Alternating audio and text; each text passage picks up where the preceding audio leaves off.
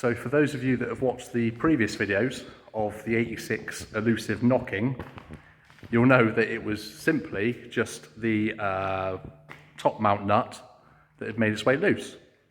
Well, I've driven it a couple of times since, and I have noticed, especially the passenger side, it does keep coming loose. Only slightly, not enough to knock, but it does come loose. So I've got onto BC, and I've ordered 2 brand new replacements, which I'm going to fit today. These are the new nuts. So BC do different sizes, different lengths, different pitch for thread.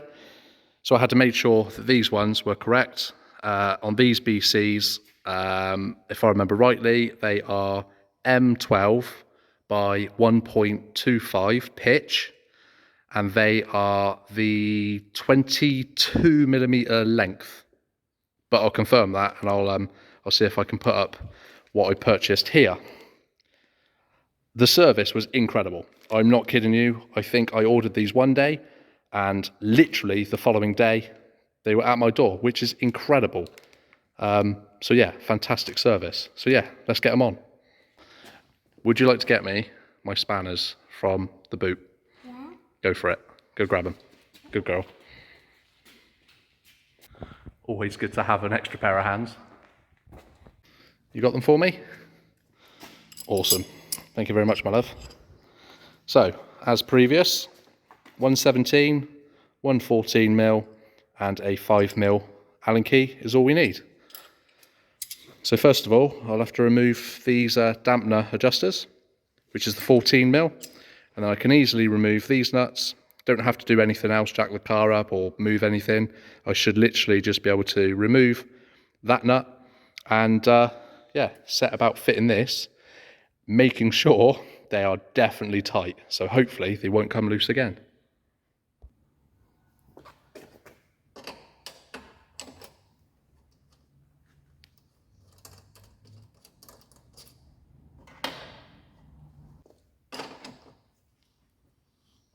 See, already, as you could tell, well, hopefully you could tell, that came loose too easy. So just driving it out the other day has obviously caused it to come loose. And what I can imagine is the nylon part has no longer got the grip to hold it in place where it's become loose.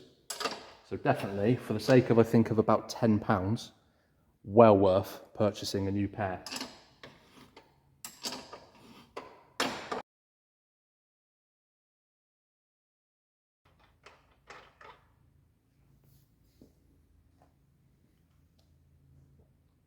Don't know if you can quite see if it will focus. There you go. You can see where the nylon, it's produced some thread in the nylon. And as I said, I think it's just it just slowly makes its way loose. So here you go, nice and new, and ever so slightly worn. So yeah, fingers crossed, once this one's fitted, it doesn't make its way loose.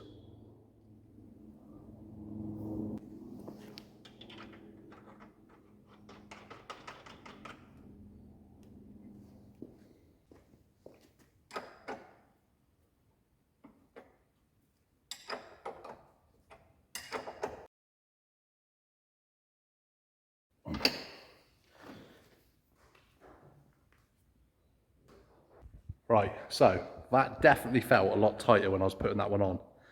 Now I'm always sketchy with like stripping threads or something by over tightening, but that was tight, and I didn't actually have to use the 5mm Allen key. But yeah, that's tight. I'm confident that's definitely tight. So I'll do the same the opposite end. Get the dampener adjusters on, and fingers crossed that shouldn't come loose and knock. Well, this one should hopefully be a lot tighter to undo. Nope, the same.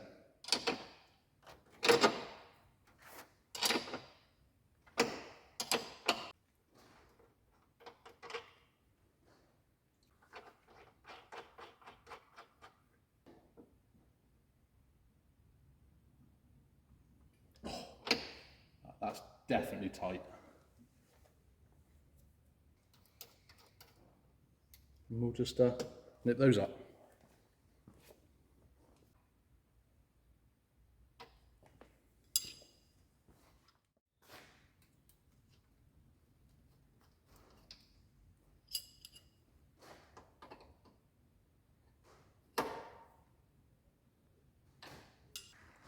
Easy fix for literally 10 quid. So, like I said, hopefully that solves all the issues and it won't come back knocking again. So, yeah, great job.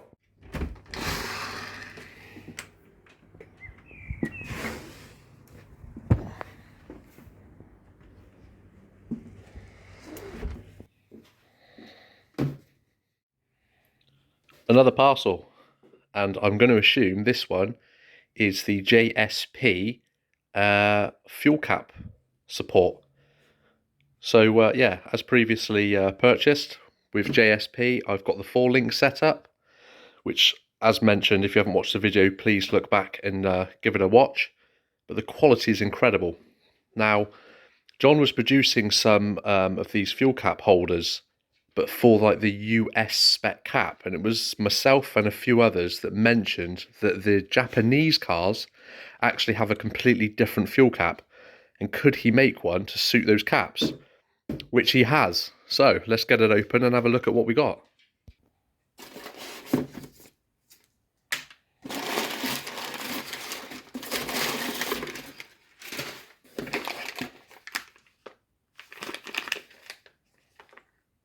And there it is. Really easy to fit by the looks of it. Billet aluminium. All machined. There's his logo.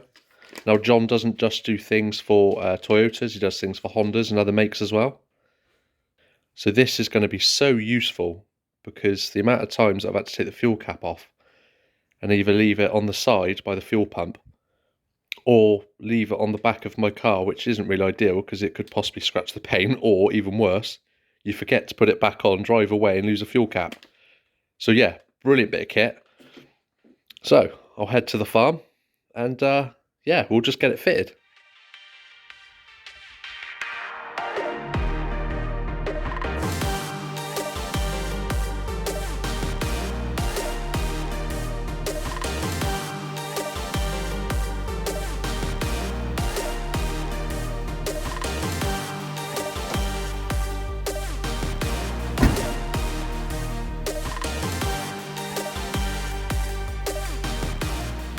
Okay, so this is the Japanese style filler cap, and it's just a twist and lock style, whereas the USDM style has a thread, and if I can get a picture I'll put one up here now. But yeah, John wasn't aware that these were different, and it'll just want to sit just like that. So quite simply, you undo these two, I think they're 8mm bolts. We clamp it in between that. Literally simple as that.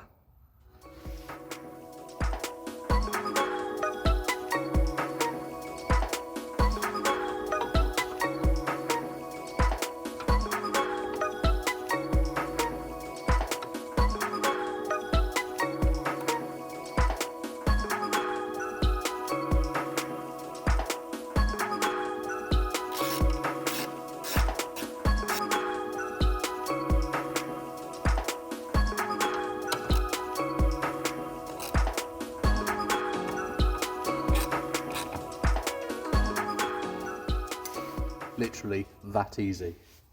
So let's see if it works.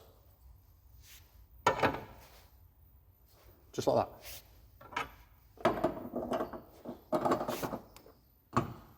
So now let's just make sure that this closes properly without fouling. Perfect fit. Okay, so another incredibly simple installation.